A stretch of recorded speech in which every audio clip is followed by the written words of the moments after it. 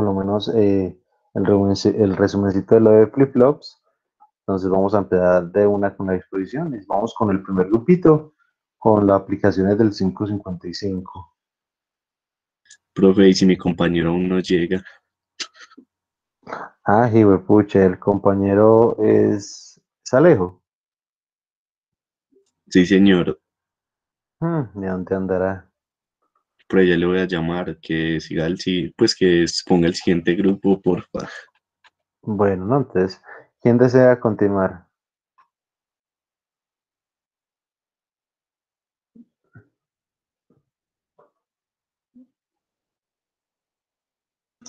¿Será que yo soy el único que está bañado? Parece ser, ¿o qué? Usted nos dice,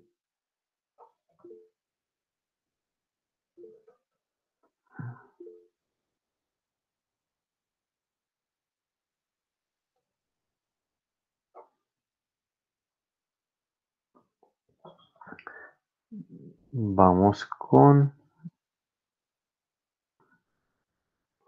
Ah, pero es que ustedes cambiaron el grupo y todo, no, pues ni siquiera sabría cómo. Bien puedan. Entonces, al azar, vamos con el grupo de Mafe.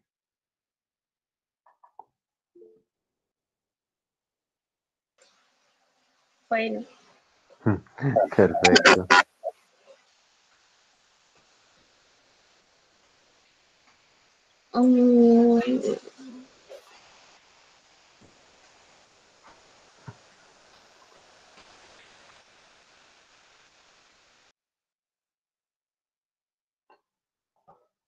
Aquí estamos todos.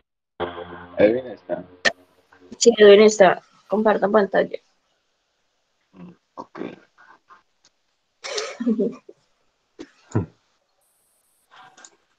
Definitivamente soy el único bañado. No, puede que algunos tengamos gripa. Yo tengo gripa. Ahí, María Mafe se levantó grosera, enojona. Pero es esa gripa donde los alimentos no le saben a nada, o es una gripa normal. O sea, que uno pierde el olfato, el apetito. Sí, esa que viene con fiebre y falta de aire.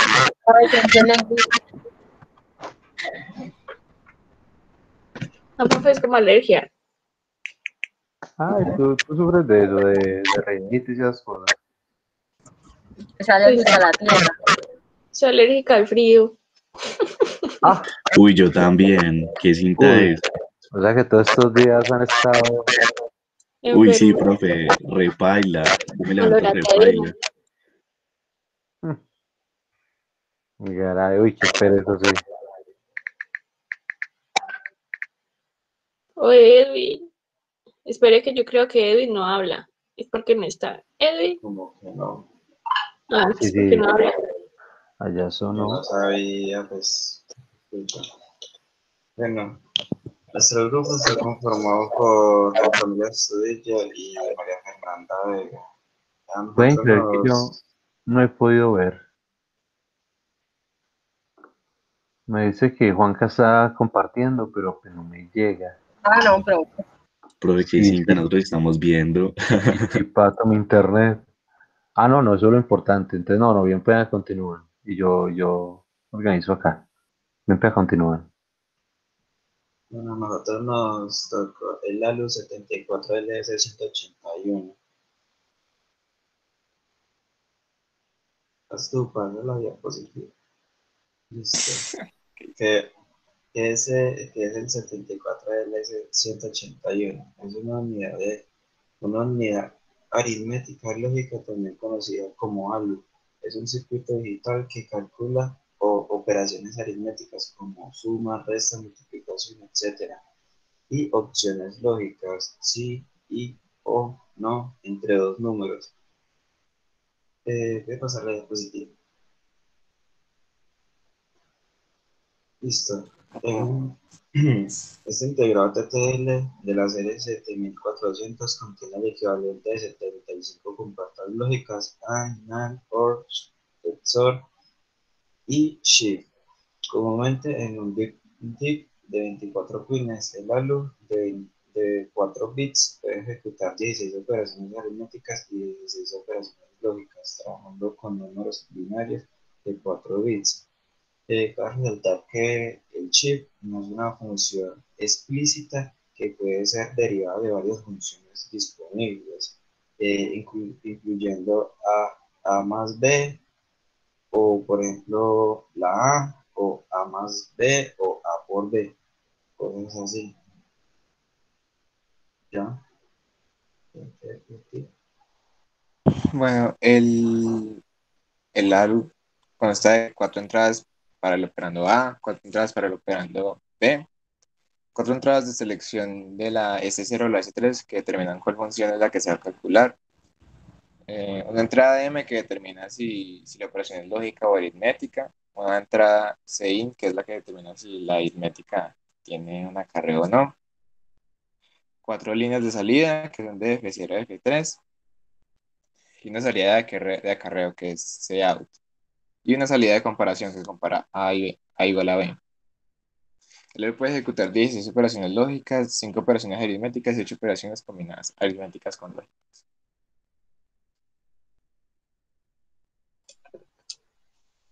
Bueno, pues en los parámetros, pues primero voy a explicar como que qué hace cada pin o por dónde están las entradas y las salidas. De los pines 2, 23, 21 y 19, eh, pues son la entrada de uno de los operandos activos en bajo.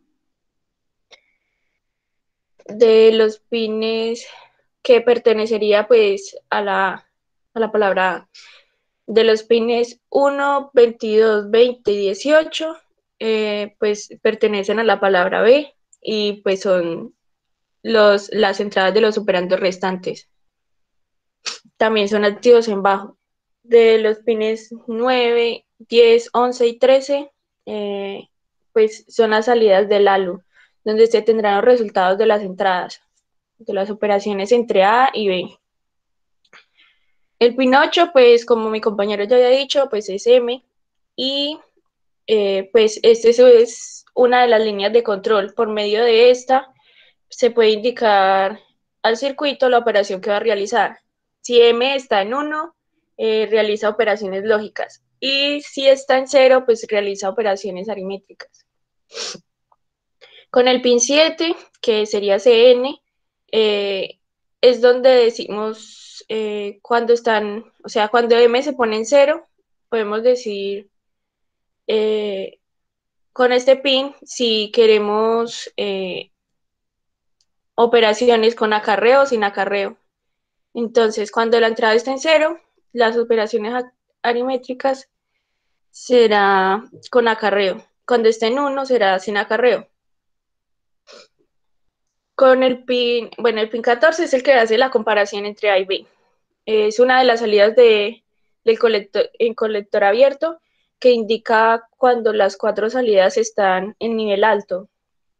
Si se selecciona la operación aritmétrica de la resta, la salida se activará cuando ambos operandos sean iguales. En el pin 17, pues este sería G, que sería tierra.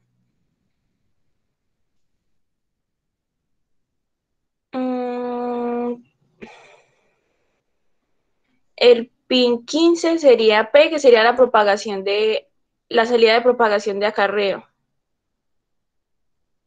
El pin 16 es la salida del acarreo, más 4. Sería CN más 4, la salida de acarreo. El pin 6, 5, 4 y 3, pues es respectivamente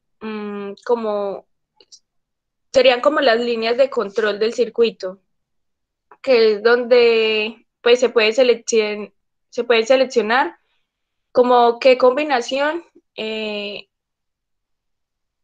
pues es donde se puede introducir la combinación para saber qué operación queremos resolver según la tabla que tenemos a la izquierda. Entonces, según la combinación, pues así sea que hayamos seleccionado en funciones lógicas o funciones aritmétricas, pues la combinación va a dar cada operación. El pin 24 es por donde se alimenta pues, este circuito, y el pin 12 sería para aterrizarlo a tierra. Entonces, pues esto funciona de la siguiente manera. Con la tabla de la verdad, que es la que tenemos a la izquierda, entonces con M decidimos si son funciones lógicas y son funciones aritmétricas. Si tenemos, digamos, la combinación 0, 0, 0, 0, y elegimos la función lógica, pues nos va a dar un anegado. Y si, digamos, colocamos un CN, pues seleccionamos una función aritmétrica, o sea, en 0, en M, y colocamos un CN en 0, o sea, con acorreo sería un A más 1, entonces, pues así se podría diferenciar, o podríamos elegir la operación que quiere seleccionar el usuario.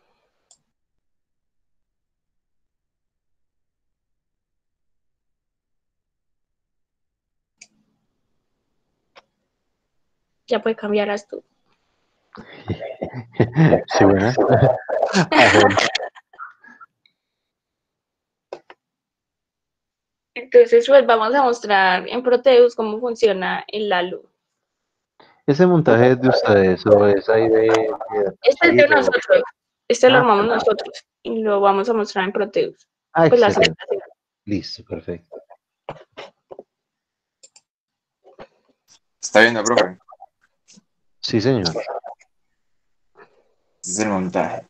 Entonces, relativización, entonces pues se utiliza la tabla porque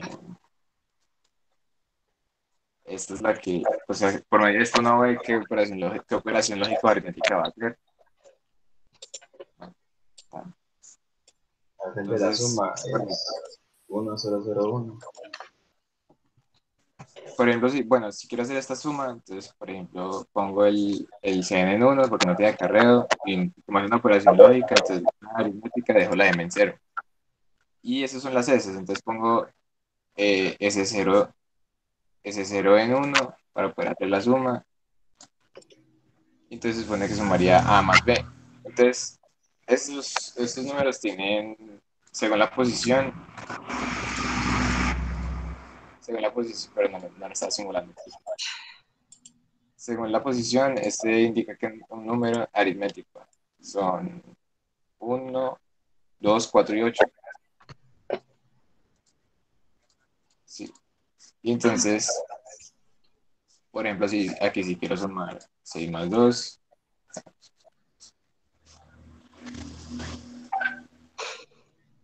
A su vez que me parece que para que sea suma tiene que ser 1001. Sí, pues al revés. Perdón.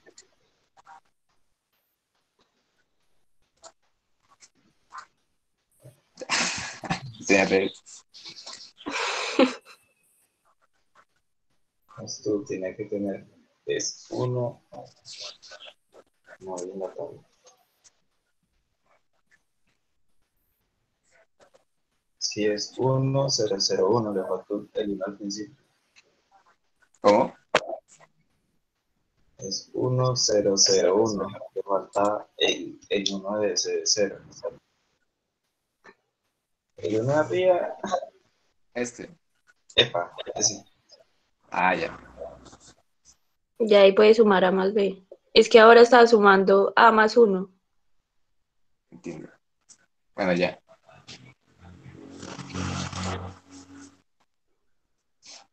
Bueno, ahora coloqué una resta, pero con CN en 0, ¿Cuál es? con acarreo.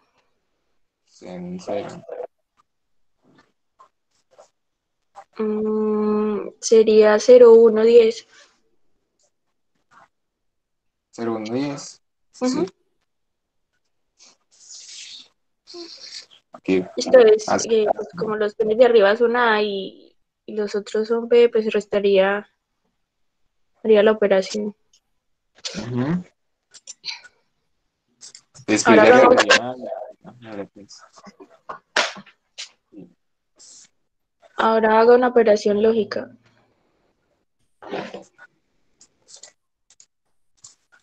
lógica. La lógica se pone en Ese es un integrado de cuántos pines. De 24. 24. 24 pines. pues el más simple es el de cero, que es A negado, que niega todas las entradas. Entonces las salidas lógicas son las nuestras. Se supone que va a negar todas las entradas de A.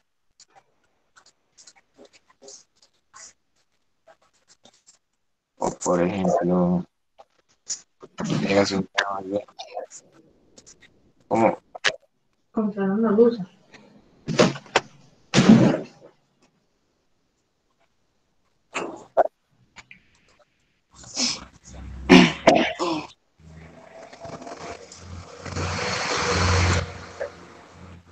él compara cada, pues, el A0 con el B0, el B1, pues no los compara, lo opera lógicamente.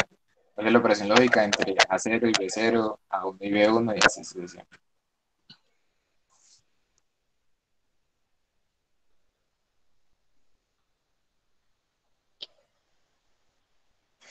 Y ya, ¿cierto? Eso es lo que hace. Y ya, sí, básicamente es como trabaja el 74LS 181.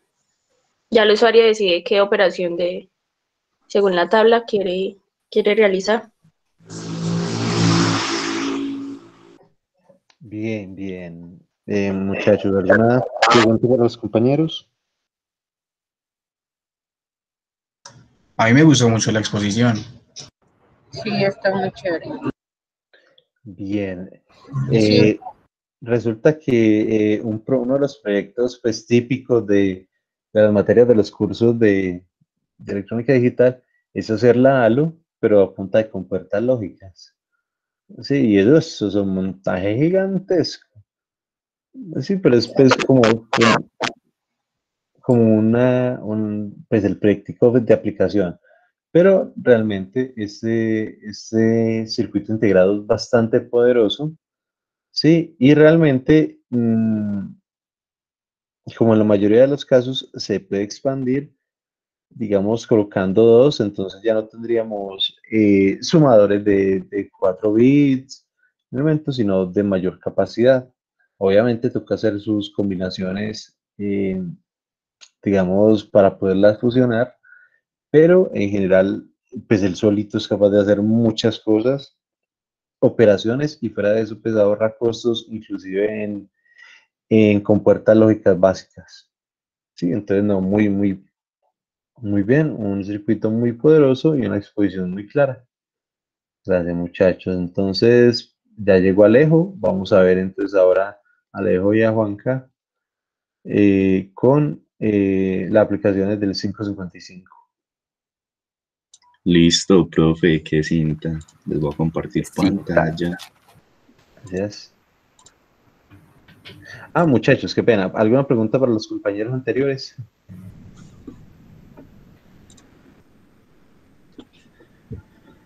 Listo, entonces podemos continuar.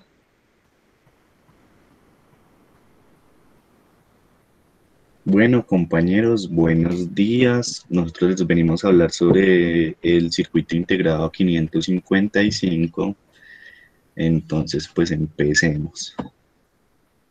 Bueno, antes que nada, es como ver qué es el 555, porque siempre como que lo hemos visto que tiene unas configuraciones y lo podemos usar para esto y esto y esto, pero no como que es como tal.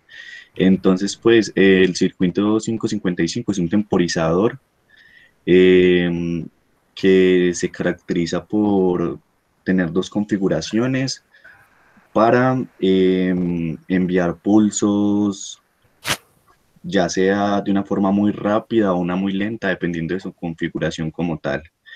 Pues internamente está compuesto por circuitos digitales, tiene dos comparadores, tiene un flip-flop SR, creo que es, tiene un transistor BJT, pero si uno va detrás de eso, hay un montón de BJTs en cascada, o sea, es un montón, y resistencias.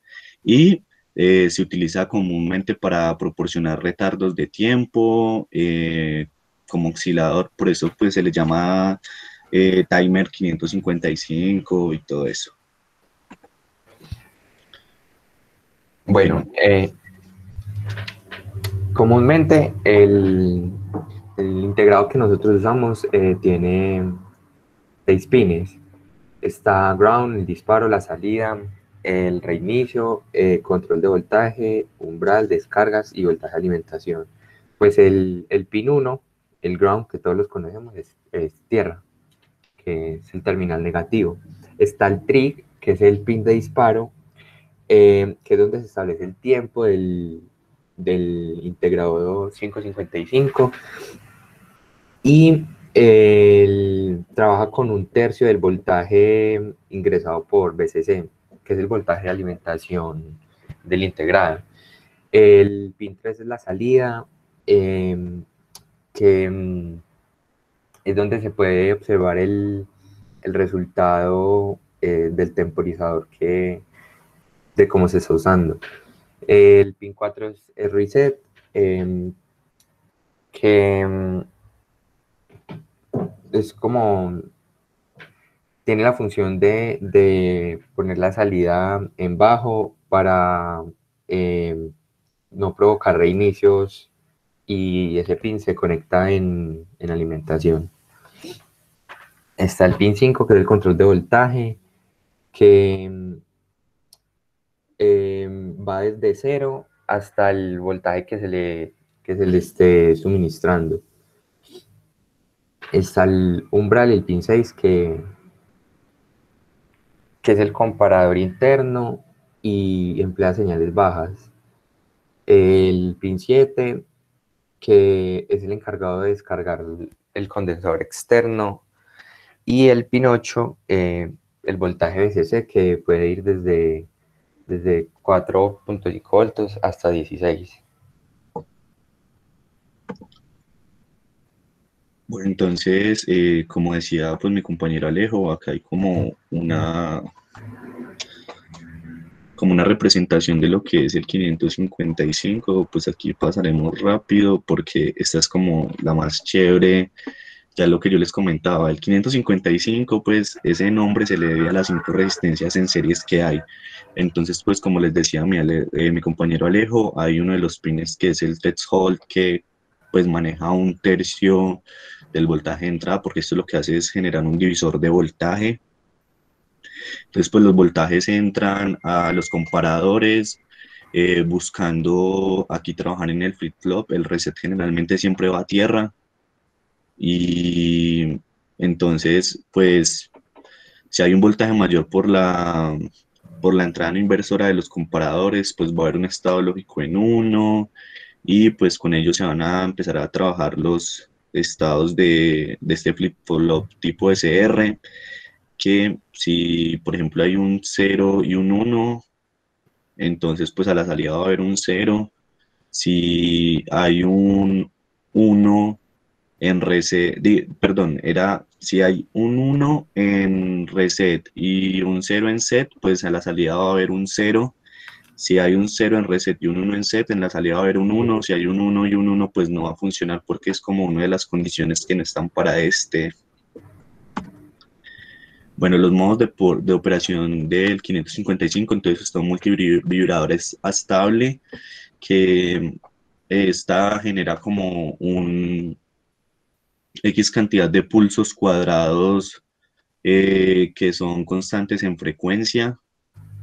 Entonces, pues esta sería la configuración para esto, y esa sería la señal de salida, en donde pues se ve que es una configuración relativamente simple.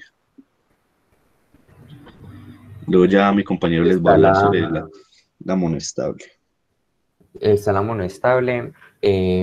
Bueno, pero decir algo de la estable, que las 2 resistencias es lo que... La configuración con esas 2 resistencias es como ayuda a regular el tiempo. Y pues un ejemplo simple de la función de este circuito estable puede ser una sirena de ambulancia, que es lo más a lo que se puede asemejar la gráfica. Ahora sí, Cami, por favor.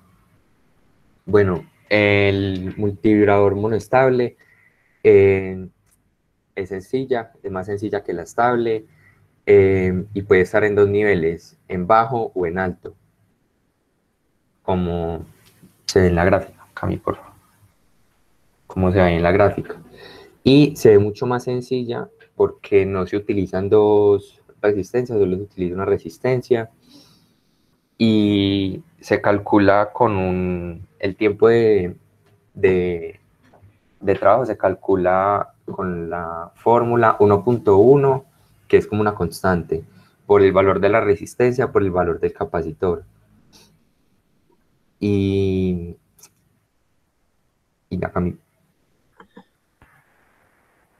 Listo, entonces, pues algunas aplicaciones que tiene el 555, pues entonces interruptores libres de rebote, temporizadores en cascada, osciladores controlados por voltaje, generadores de pulsos PWM, que ese sería el 555 en configuración estable, destelladores de LED, divisores de frecuencia, atenuador de luz y comparadores de tensión. Bueno, nosotros pues montamos dos circuitos, uno no lo tenemos porque no sé, el Proteus no lo quiso abrir, pero tenemos el que está en configuración eh, monoestable. Este sería el de configuración estable, pero pues Proteus a veces es muy loco, qué crazy. Entonces, una cinta. Entonces pues aquí está el 555 configuración estable, pues enviando pulsos en bajo. Y pues voy a simular y les voy a mostrar la grafiquita que eso genera. Esperemos que cargue porque este Proteus es raro. Listo, y aquí está la gráfica que genera en esa configuración. Aquí está configurado en una oscilación muy rápida, por esa resistencia tan grande, que es una resistencia de 1 mega y capacitores pues relativamente pequeños para que oscile muy rápido y pues no se va a observar mucho el paso por cero de la señal, porque en esta aplicación lo necesitábamos. Y pues ya, profe, la webgrafía, donde sacamos la info, pues quedo atento a las dudas de los compañeros. Muchachos, ¿tienen alguna duda para los compañeros? Bueno, bueno, realmente una exposición bastante rápida y concreta. Eh, pero pues sí, en resumen, el tipo de configuración pues depende de la aplicación. Sí, y lo importante pues es el manejo de los valores para variar el tiempo de oscilación, de temporización, como lo quieran llamar, dependiendo obviamente de la aplicación. Pero pues no sé si tienen alguna pregunta puntual para los compañeros. Una Bien, ¿sí? preguntita, profe. Sí, claro. Esa señal de salida no tiene que ser cuadrado, puede ser, o cómo es como la Parce, pues forma. está en configuración monoestable. En estable sale una señal PWM que es completamente cuadrada, que es constante en frecuencia. En la configuración estable, pues dependiendo de la configuración, como nosotros usamos una resistencia de 1 mega, entonces los pulsos están alrededor de los microsegundos. No se va a observar el paso por cero y usted va a ver como ese vallecito que se ve como una zona constante, un voltaje constante, cae y nuevamente sube y así se la pasa. Es como, es así, es más cinta.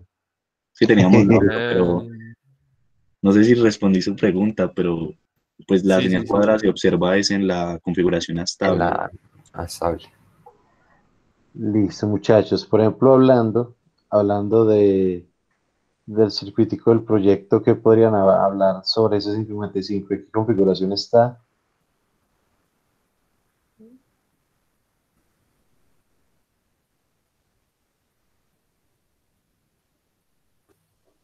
Uy, Como qué el profe, cinta, ¿de porque me cuál? acabo de corchar. No, profe, pero ya mismo le digo, profe, ese 555 ahí está en configuración monoestable. Porque Porque solamente se está haciendo uso de una resistencia, están los 10 En 3. los dos capacitores, y ya sí, profe, solamente está usted usando una resistencia. ¿qué dice Alejo? ¿Apoya al compañero? Bueno, yo estoy viendo el circuito y se usan dos resistencias, es estable. Ay, güey. Ya, ¿cuál de los dos le creo? Alejo. Qué cinta, profe. Listo, escútanlo y ahorita, después de la exposición de los próximos compañeros, nos comentan. ¿Sí? Entonces vamos con la exposición de los generadores y detectores de paridad, por favor. Listo, profe. Uy, qué cinta, mejor bajo la mano. ¿Ibas a Bueno, preguntar algo? ¿O ibas a no, desempatar? la- levantando la mano. Ah, ya. Estaba intentando aplicar ese nuevo modo. Sí, ¿Y esa mano dónde se ve? Vuélvela a presionar, porfa. enseguida de presentar. No, no, sí, pero aquí no me... Aquí donde... Ah, ya vi, ya vi. Uy, todo lo presionaron. Bueno, Sí. ya, ya. Ajá. Ah, Listo. Entonces, bueno, somos todo oídos. Por ahí Charlie decía que la configuración era monostable. sí. Bueno, ustedes están. Tim. Tim, no, pues no sé si ya están compartiendo. Ah, sí, ya. Ahí ya llegó. Bueno, ustedes están. Somos todo oídos. Uy, qué cool. Nunca había usado esto. Bueno, entonces pues a nosotros nos tocó generador y detectores de paridad. Listo. Entonces pues yo sé cómo olvidarte. Bueno, buenos días. Entonces, ¿qué es Buenos un días. bit de Buenos paridad? días. Un bit de paridad, pues, es utilizado para detectar, pues, posibles errores a la hora de transmitir datos entre discos duros o señales así, pues, de compuertas o integrados. Entonces, se utiliza este bit de paridad mediante un comprobador de paridad. Esto que recepciona la información con el fin de validarla, porque pues a veces el ruido genera pulsos parecidos a los cuadrados. Entonces con el bit de paridad pues se hace que esto pues no se tomen en cuenta, sino los reales, los buenos. Listo. Bueno, entonces, uy, Entonces el control de paridad. Entonces eso es, por ejemplo, hay 3 discos duros. Entonces, y esto trabajan como la cantidad de unos tienen que ser pares. Entonces, por ejemplo, en el primero son 3 ceros, entonces pues no hay ni un uno, entonces está bien. En el segundo son 2 unos, en el tercero también, en el cuarto también. Entonces, por si algún motivo esto se dañó el disco duro uno. Entonces, pues, queda ahí la fila vacía y para arreglarlo, esto se vuelve a la paridad. Entonces, en la primera fila, como hay 2 ceros, entonces se le agrega otro cero y queda ahí, pues, completo. Entonces, en la segunda fila queda el 0 y el 1. Entonces, le agrega el 1 para que haga la paridad y pues así sucesivamente. bueno, entonces pues tenemos paridad par y paridad impar. Para el caso de la par, será 0 si el número total a transmitir de unos es par. Para esto, pues generalmente se utiliza las compuertas XOR. Y para el caso de la par, aquí tenemos solo la compuerta XOR y aquí tenemos, y para la impar tenemos una XOR negada o una XNOR. Bueno, algo así. Bueno, la paridad impar es el bit de paridad, pues que es cuando el bit de paridad será 1 si el número total de unos es impar. Entonces, pues aquí podemos ver que solo tenemos un 1, entonces pues para la paridad sería 0, pues ya que en todos los datos solo tenemos un 1 y pues solo 1 es impar. Para el caso de esta tenemos 1, 2, 3, 4, entonces pues para volverlo impar se agrega un 1. Y en este no tenemos ningún 1, entonces pues se agrega un 1 para tener un impar. Bueno, entonces aquí ya presentaríamos un circuito detector de paridades en el que se cuenta con una XOR y pues como dije anteriormente, una negadora para los pares y pues la XOR solamente para los impares. Entonces pues nosotros montamos un circuito en Proteus en el que se tiene una entrada, dos entradas y otro pues de la misma forma pero con 5 entradas. Entonces aquí no tenemos ningún 1, entonces pues está encendido el par. Si prendemos 1 pues se pasa al impar y si prendemos los 2 vuelve a ser par. Listo, para el caso de estas 5 entradas son varias XOR, pues de la misma manera, negada para las pares y sin negar para las impares. Entonces, pues si ponemos una, son impares. Si ponemos 2, son pares. Si ponemos 3, pues obviamente son impares, 4 pares, 5 impares. Y pues con cualquier combinación funciona. Pues ahí está. Entonces, pues continuando con la presentación. Generador. Pues aquí mostramos el circuito que montamos en Proteus y este ya es un generador. Entonces, pues la función, esto ya sería volver, pues, eso par. Entonces, pues va a presentar el circuito. Bueno, y para este caso utilizamos pues 3 entradas.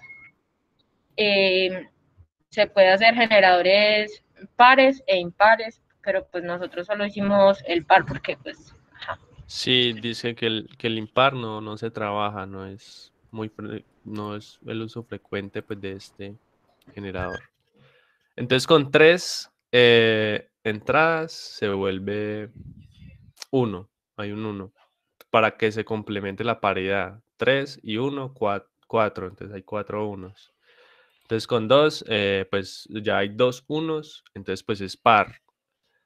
Entonces digamos que con 1, 1 más 1, pues hay 2 unos, entonces pues ahí se vuelve par. Y ese es el generador par. Y para encontrar pues esto...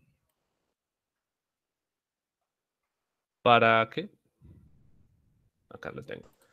Para la ecuación, pues envolvimos esto un mapa de Karnaugh y llegamos a esta ecuación y pues ahí la convertimos en compuertas lógicas. Y eso fue todo.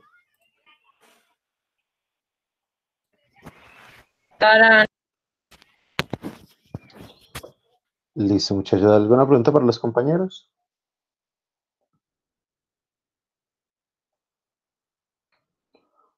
Bueno, por ahí me quedaron algunas dudas que no la vi clara, por ejemplo, en el último pedacito de la última simulación, me perdí un poquito. Si la podemos volver a colocar. Listo, bro. De la del generador. Sí,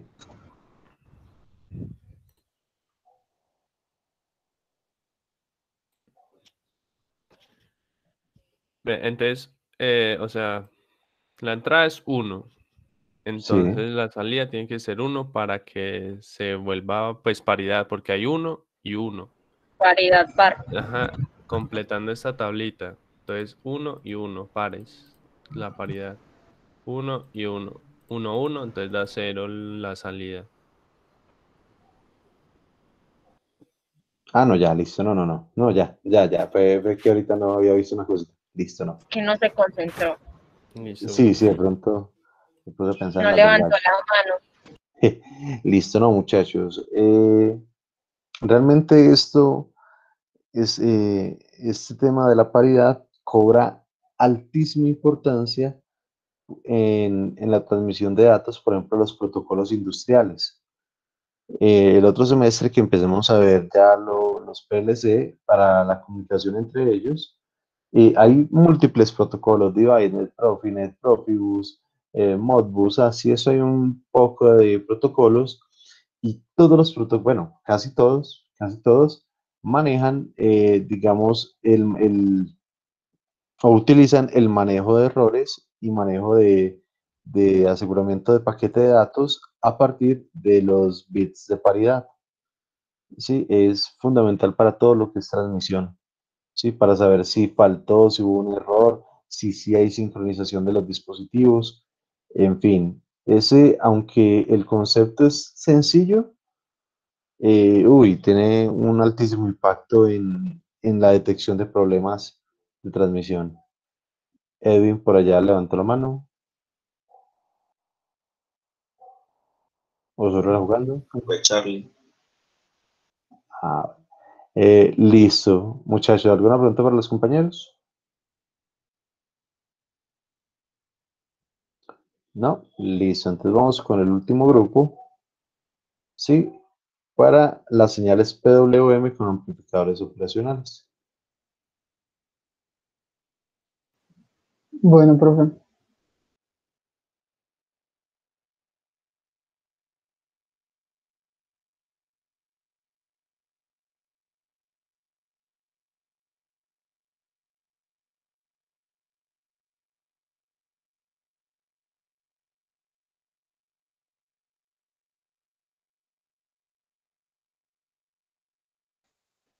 Yo no sé si sí estamos. Oye, Yo sí veo. Oye, ahora, perfecto. Sí, en pantalla está bien. Buenos días. Buenos días.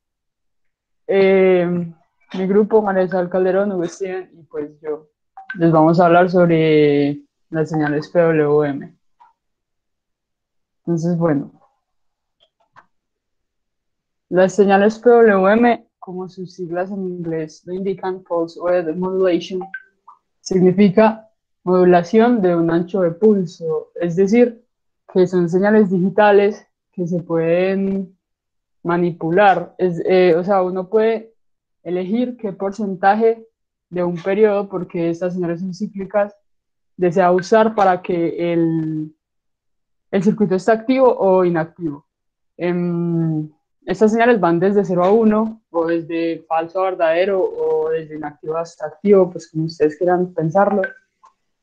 Y podemos ver 4 gráficas. En la primera gráfica se utiliza el 20% del ciclo de trabajo. Es decir que si el periodo es de 100 segundos, 20 segundos va a estar activo el sistema. En la segunda gráfica es de 40% del ciclo de trabajo, en la cuarta es el 80% y en la tercera es del 80% y en el cuarto es de 100%, es decir que el sistema va a estar siempre activo. Estas señales son principalmente usadas para regular la velocidad de un motor y para regular el brillo de un LED. las señales PWM pueden ser filtradas por un capacitor. Como vemos, esto es como un ejemplo muy básico de cómo generar unas señales PWM, que sería manualmente, pues porque si quitamos el capacitor, sería la fuente, el switch y el LED. Entonces, nosotros pues conectaríamos y desconectaríamos, o sea, lo abriríamos y lo cerraríamos el tiempo que nosotros queramos, pues obviamente tendría que ser en un periodo determinado para que la señal sea cíclica. Cuando uno le agrega un capacitor, se genera un filtrado súper exótico. Pues las relaciones de voltaje de fuente, de PWM y un voltaje RMS que da, por ejemplo, si la fuente es de 10 voltios y el PWM es del 80%, entonces se tendría un valor RMS de 8 voltios. Si la fuente es de 10, la PWM es del 20%, entonces el voltaje RMS va a ser de 2 voltios. Es decir, que pues del voltaje que está siendo suministrado no se utilizaría todo, sino pues una cantidad, y tendría a ser constante la señal, pero no del todo constante porque pues en realidad se vería un voltaje rizo del condensador. Ahora, los generadores de señales PWM con amplificadores operacionales, pues no solo los amplificadores generan señales PWM, también se pueden generar a partir de un microcontrolador como el 555, o el Arduino tiene unas salidas que pueden ser utilizadas para manipular las señales como PWM. Este es como un pequeño ejemplo de cómo se utilizan los amplificadores para generar unas señales PWM. Pues vemos 3 amplificadores, el LM358. En esta primera, pues son 3 configuraciones del amplificador. En la primera configuración funciona como oscilador, entonces a la salida tenemos una señal rectangular. En la segunda configuración tenemos un inversor que genera que la señal sea diente de sierra, casi triangular, y este es un comparador en donde se conecta. Esta es la señal de la fuente, bueno, sí, la que uno le suministra, y pues esta ya sale de estos otros 2 amplificadores. Entonces al comparar, donde se intersecte la señal diente de sierra y la continua, o sea, el área debajo de esa intersección es lo que se va a usar como la señal PWM. Aquí les dejo como un pequeño video para que más o menos se hagan idea de cómo funciona. Entonces la fucsia pues es la continua y la diente de sierra es la azul. Entonces en las intersecciones, o sea, estas líneas se generan a partir de las intersecciones de las otras 2 señales. Y pues aquí les dejo como una gráfica para que sea más, un poquito más claro. Aquí estaría activo el sistema, aquí sería inactivo, activo, inactivo, activo, inactivo, y pues así.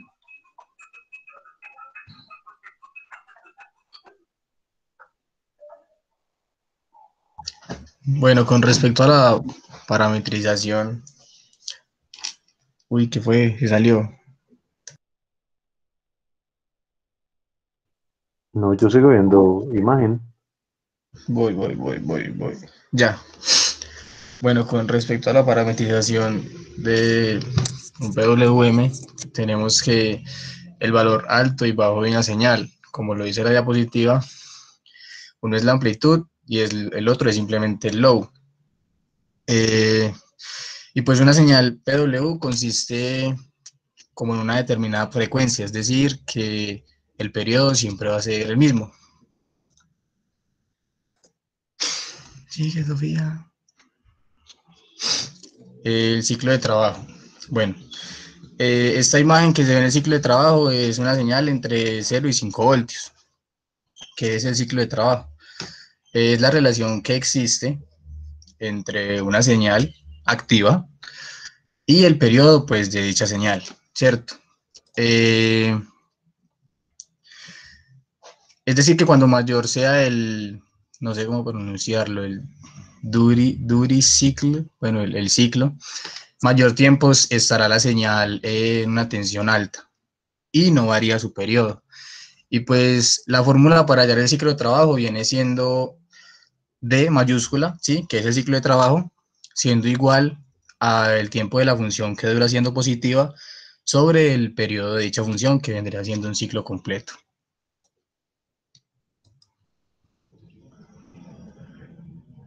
El ancho de pulso pues, nos permite variar una señal que se encuentra ya bien sea en estado alto o en estado bajo. También puede generar variaciones en el ancho, pero dependiendo de un tiempo determinado.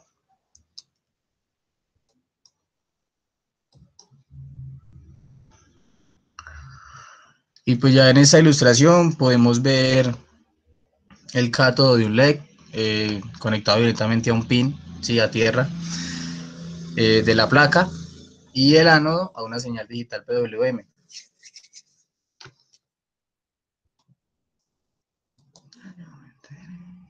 Y pues estas son las variedades de aplicaciones que puede tener un PWM. Sí, por ejemplo, pues ahí están todos los ejemplos: control de intensidad de luz, buzzers, servomotores, comunicación, incluso llegar a cambiar el giro de un ventilador, entre otras cosas.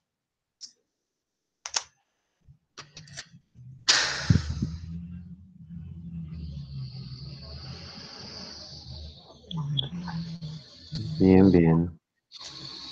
¿Qué más tienen por allí? Continuamos.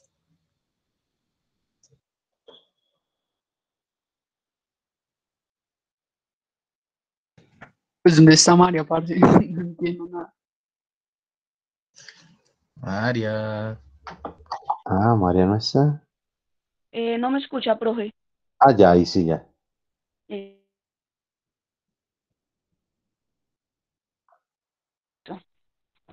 Entonces, sí, como explicó pues mi compañero Hugo, las modulaciones de pulso, los PW, se usan en diversas aplicaciones. Ellos van desde, digamos, desde variar la intensidad de luz de los LED hasta variar la velocidad de los motores.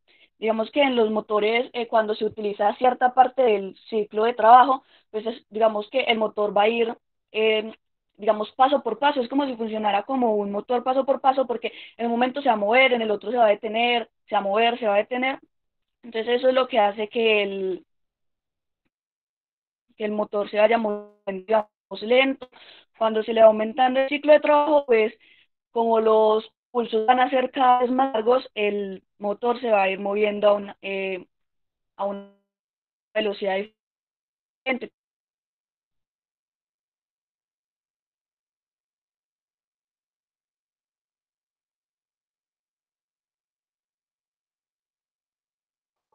María, ¿me escuchas? Pues a mí se me fue el audio.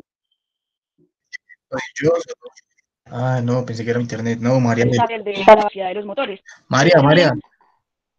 María. Se le fue el sonido como 20 segundos. ¿Ya? Ahí sí. ¿En dónde quedaron? Desde la diapositiva. No, desde. No. Cambio la diapositiva.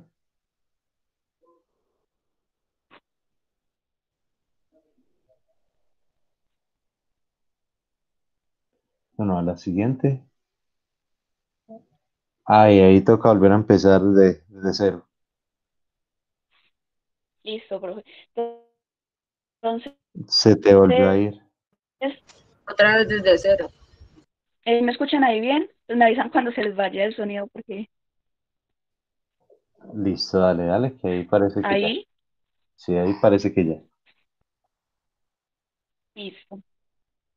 Entonces, pues el circuito de aplicación que nosotros montamos es principalmente el circuito para variar la velocidad de un motor.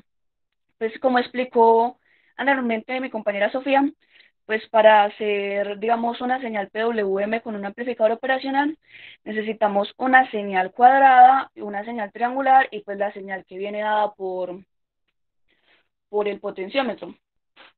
Entonces digamos que esta es como la base para una construcción típica de un circuito PWM.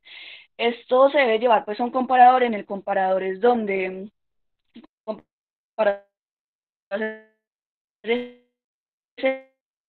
que recibe la señal triangular y recibe la señal dada por el potenciómetro.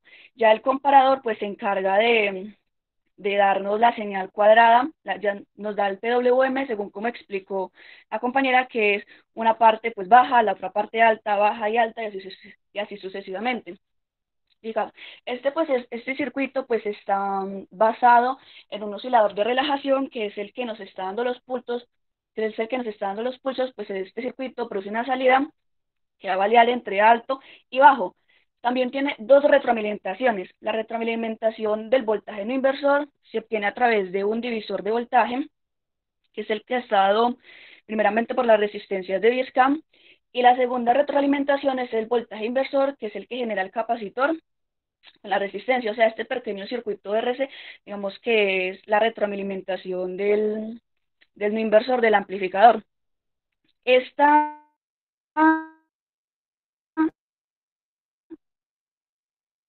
Esta retroalimentación del circuito RC es el que nos está generando pues la, la onda triangular, que es la que se está metiendo al comparador, y por el inversor del comparador pues está entrando la señal dada por el potenciómetro. Ya la salida, por favor, el Proteus, Sofi.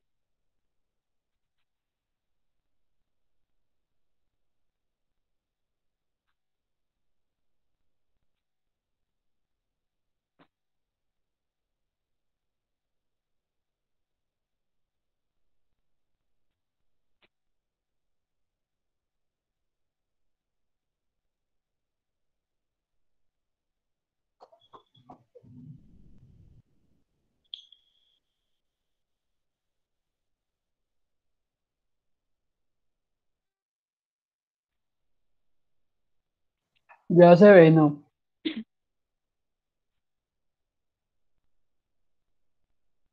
Sí, señorita. Sí. Listo. Entonces ahí, bien, pueden, continúen.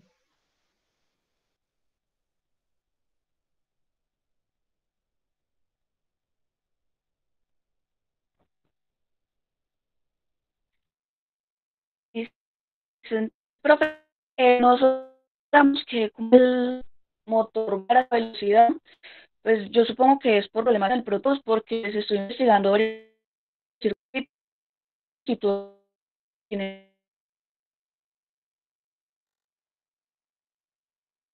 María, qué pena, el audio te volvió a fallar. O por lo menos a mí me llegó A mí también. muy, muy malita. Aló, aló, María. Yo no me escucho. Profe, María, ahí. Ahí apenas me llegó el audio. Hola, hola, hola. María, María, María, María.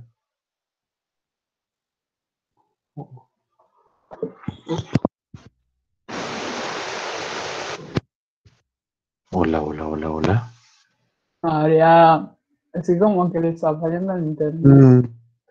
Si quiere algunos compañeros terminar la explicación.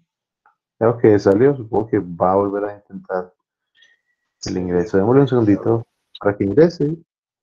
Si no, no lo terminan de explicar. María, inténtalo nuevamente. ahí, profe, Uy, sí, qué diferencia. listo. Entonces, pues, profe, como le comentaba, no pudimos lograr pues que el motor en la simulación variara la velocidad. Sin embargo, digamos que teóricamente está bien, así es como debería ir conectado el motor para poder utilizar las señales PWM. Listo. Como podemos ver en el osciloscopio, digamos la onda amarilla, pues es la cuadrada la que nos está proporcionando el, el oscilador de relajación.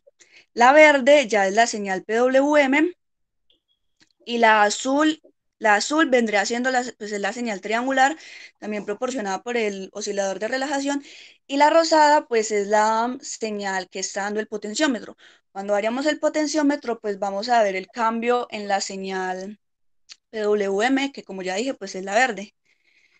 Entonces, pues dependiendo de los puntos de intersección entre la onda triangular y la señal dada por el potenciómetro, pues vamos a ver los cambios en la señal PWM en el ciclo de trabajo.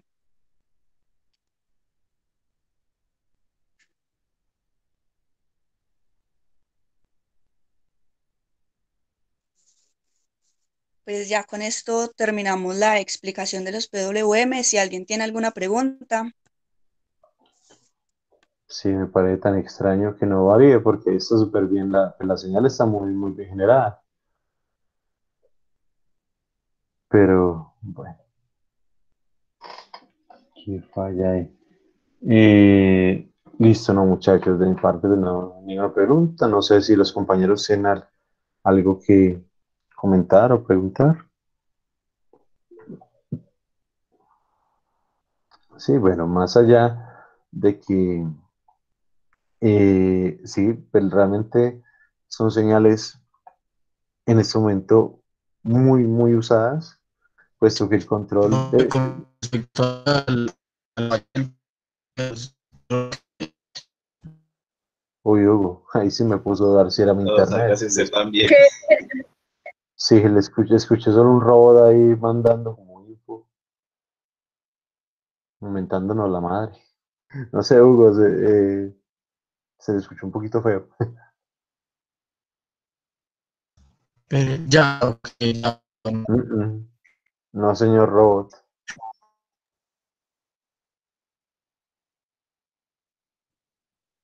Démosle un segundito, Hugo, que vuelva a ingresar a ver qué nos tenía para comentar. ¿Será que ahí sí? Sí, señora, ahí sí. Yo tengo un robot. Es que yo quería comentar, por ejemplo,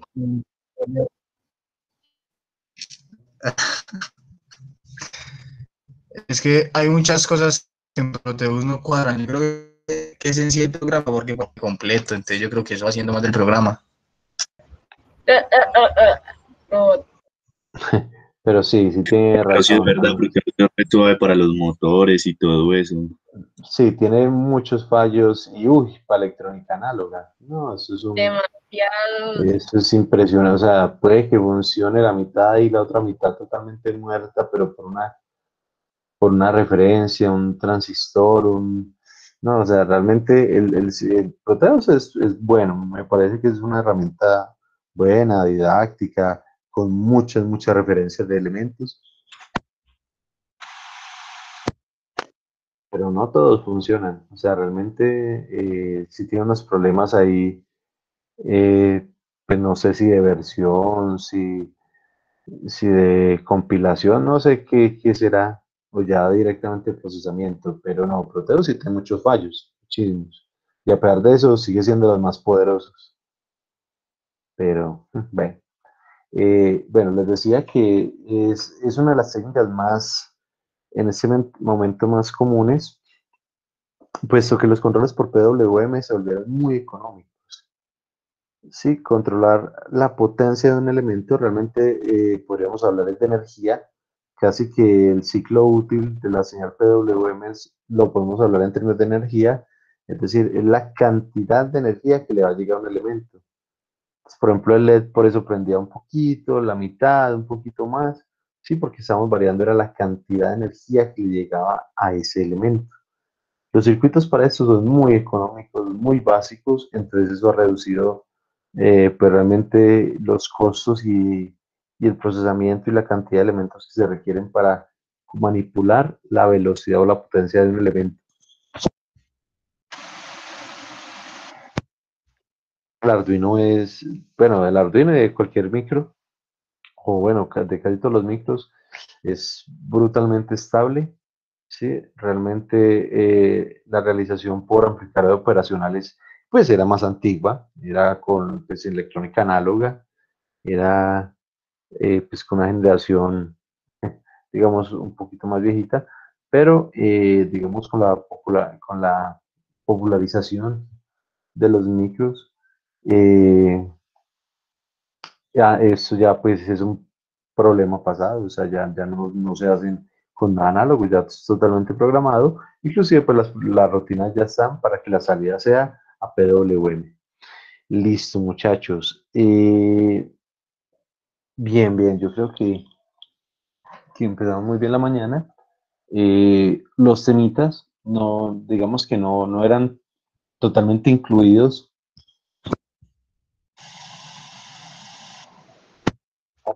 estaban en el cronograma, pero son temas totalmente, eh, digamos, complementarios a todo lo que hemos visto.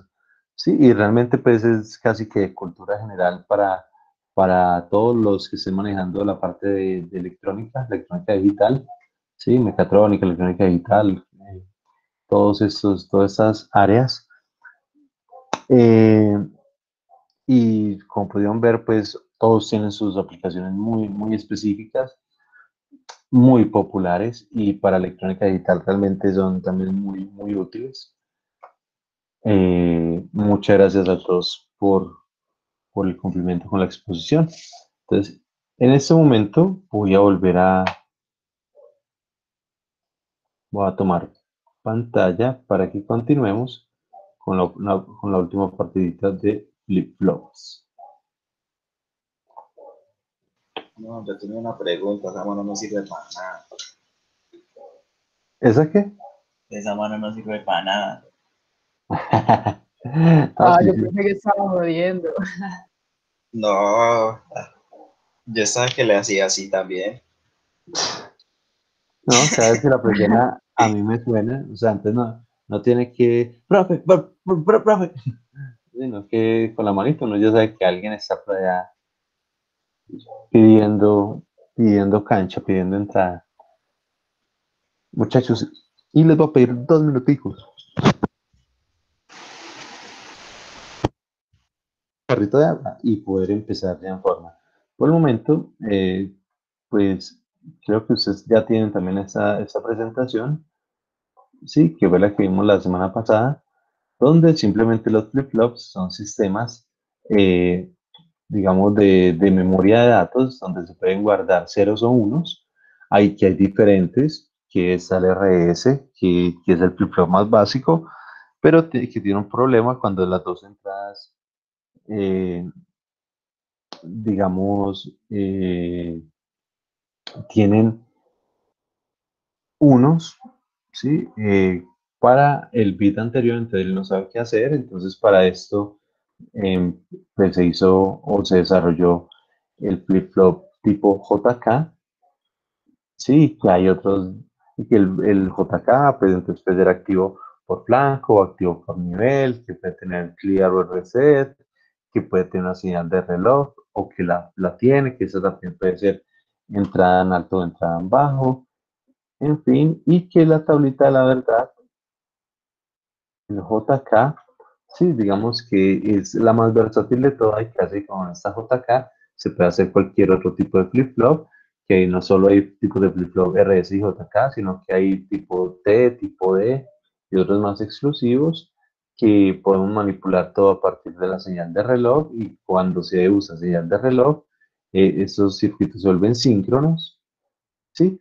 Y creo que llegamos hasta allí. Bueno, y observamos un poquito el diagrama de funcionamiento o el cronograma de funcionamiento. Pero entonces ya voy a recargar la vista y ya arrancamos.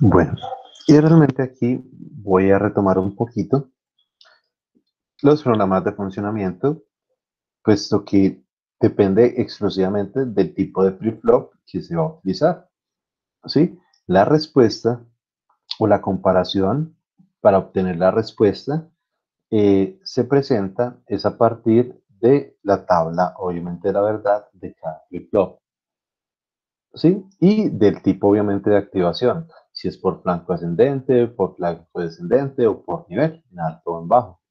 Por ejemplo, nos dice que el JK es activo por flanco descendente, ¿sí? Entonces, solo en el instante donde se presenta el flanco descendente, realmente la salida, vamos a obtener una salida, ¿sí? Por ejemplo, aquí abajo se pueden observar la salida solo, digamos, se calcula a partir del flanco o de la activación del flanco.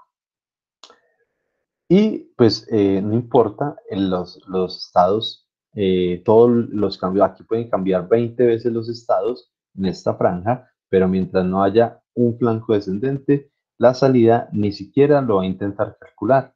Él va a quedar memorizada, ¿sí? O va a guardar el último dato durante todo el tiempo entre flanco y flanco,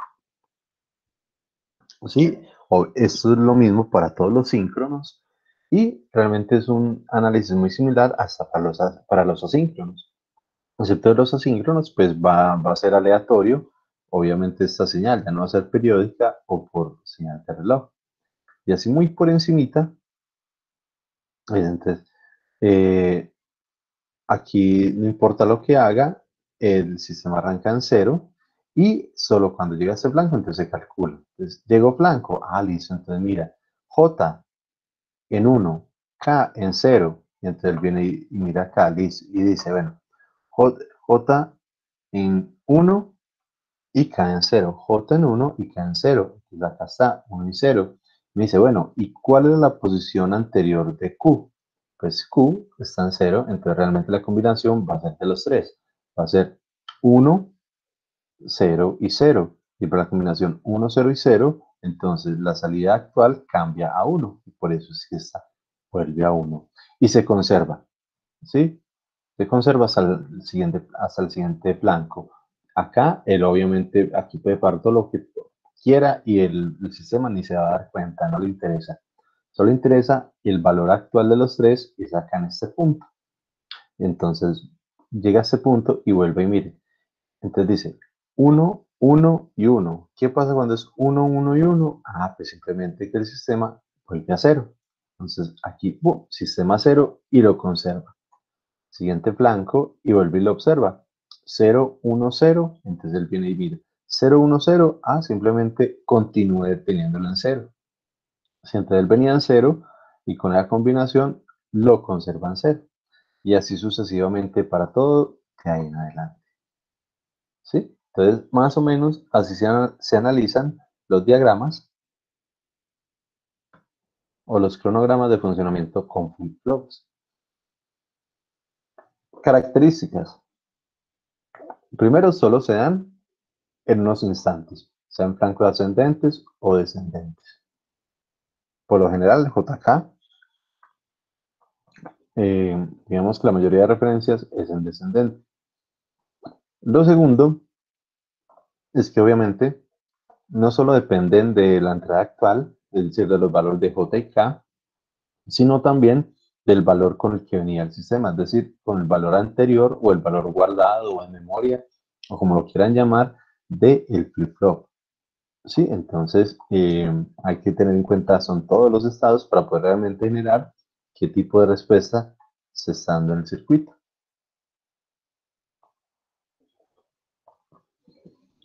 Tenemos acá el flip-flop tipo D, ¿sí? Que en algún momento yo les dije, me parecía que no hiciera nada, ¿cierto? ¿Por qué? Porque simplemente el dato que sea la entrada es el que pasa a la salida. Por ejemplo, si el dato es 0, la salida es 0. Si el dato es 1, la salida es 1. Sin importar cuál es el estado pasado o el dato guardado en memoria del flip-flop. Me dicen, no, pues es una estupidez. O sea, Si lo que llega, lo que sale, pues no hace nada. Yo les decía, no, pero es que aquí como lo poderoso no es óxido, sino que todo es activado a partir de señal de reloj, porque tenemos acá un sistema de sincronización muy grande. Y la aplicación principal, ¿sí? Es en los desplazamientos, entrada-salida en serie. O podemos hacer también conversores serie paralelo, inclusive dependiendo de la configuración de paralelo en serie. ¿Sí?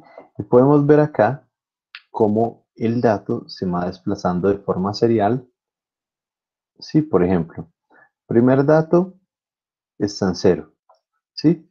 Cuando, cuando este 0 pasa al siguiente flip-flop, simplemente se desplaza, véanlo acá. Y luego, cuando activa el siguiente, se desplaza. Y toda la señal, si notan la señal, es acá 0, 1, 0, 1. Toda la señal se va desplazando un instante de tiempo. Sí, toda la señal se va desplazando un instante de tiempo. Entonces, la información se conserva a lo largo del sistema, a lo largo de la transmisión. No importa lo que esté ocurriendo, nosotros podemos estar guardando no solo un bit, ¿sí? Que sería pues como si estuviéramos utilizando un solo flip-flop, sino que podemos estar guardando toda la información, ¿sí?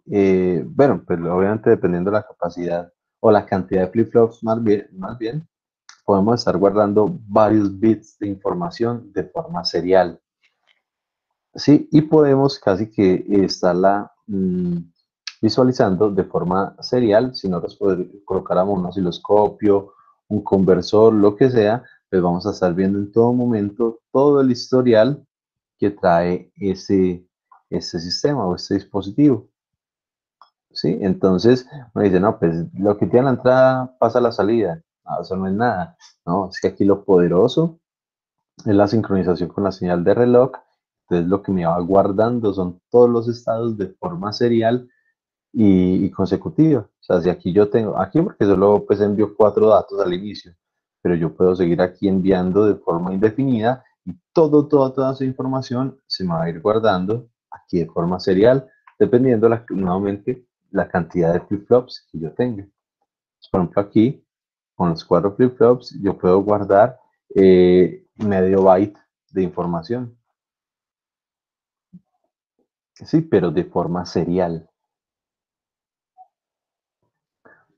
Ahora, una de las aplicaciones más comunes, aunque pues obviamente fuera de la activación latch o el enclavamiento de señales, ¿sí? Como le muestran la alarma o por ejemplo, si vamos a activar por ejemplo una banda transportadora, sí, y con 2 pulsadores, entonces simplemente con un pulsador activo el set y con otro el reset pin, y con eso ya nos evitamos la compra de algún sistema más robusto, simplemente para hacer la activación, esa activación sostenida. O sea, cuando yo hablo de enclavamiento, es que se sostiene en el tiempo esa señal. Es decir, yo con un pulso activo, él quedará activado el resto de la vida hasta que alguien dé un pulso de reset. ¿Sí? Ese cuento, ese concepto de enclavamiento es simplemente sostener el pulso.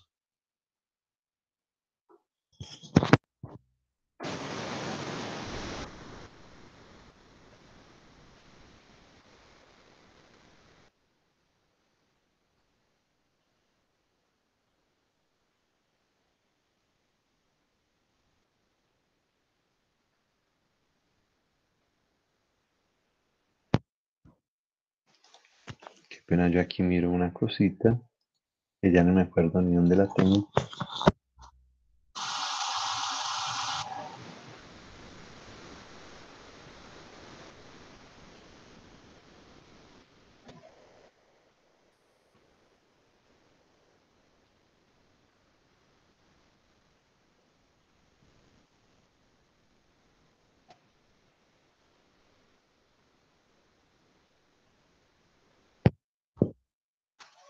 Creo que ni siquiera está por ahí. Bueno, uno de los principales o de los usos más comunes que se los da a los flip-flops son los de contadores.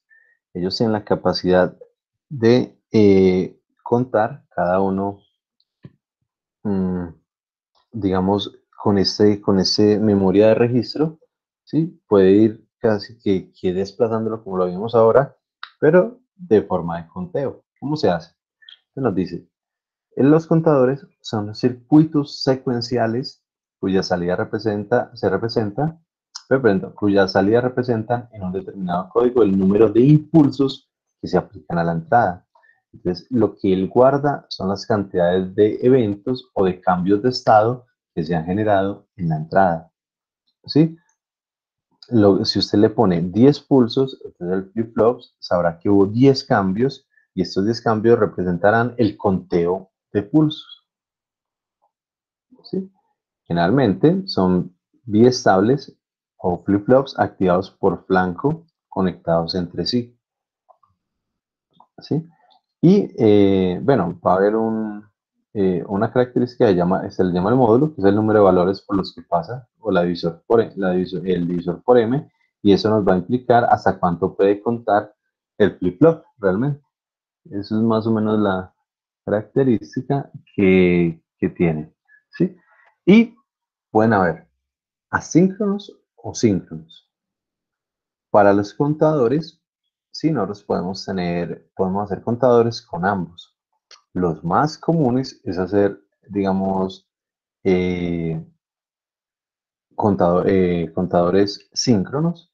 Sí, es, digamos, una de las más sencillitas de usar, pero eso implica también una señal de reloj. Entonces, o tiene un sistema bien programadito, o simplemente lo hacemos de forma análoga con el 555.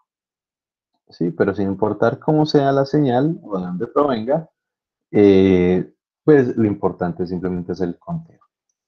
¿Sí? ¿Y cómo es que funciona? Por ejemplo, acá tenemos en pantalla, no sé si lo reconocen, el flip-flop del proyecto. ¿Sí? Acá lo tenemos. ¿Cómo es que funciona esto?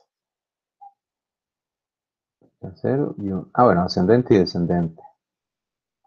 Hasta pronto está el mismo proyecto. Qué pena que yo tan cambiante. Pero entonces creo que lo tenía en el proyecto.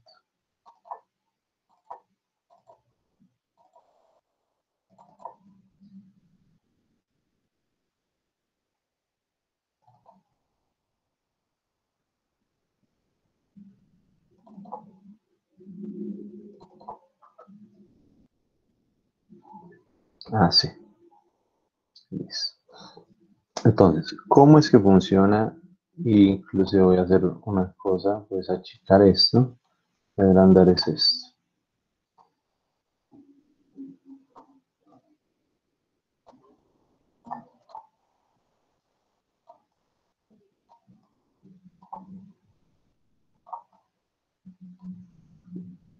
¿Cómo es que cuenta? Entonces, tenemos en pantalla los 3 flip-flops, ¿sí?